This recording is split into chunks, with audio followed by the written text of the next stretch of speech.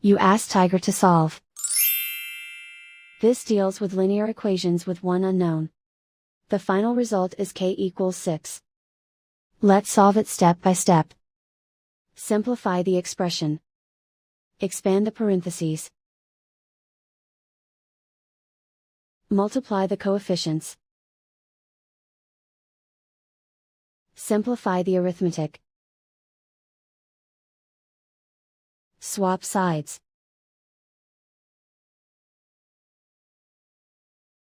Group all constants on the right side of the equation. Add 8 to both sides.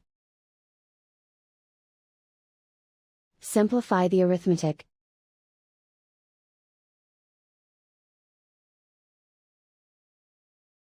Isolate the k. Divide both sides by 32. Simplify the fraction. Find the greatest common factor of the numerator and denominator. Factor out and cancel the greatest common factor.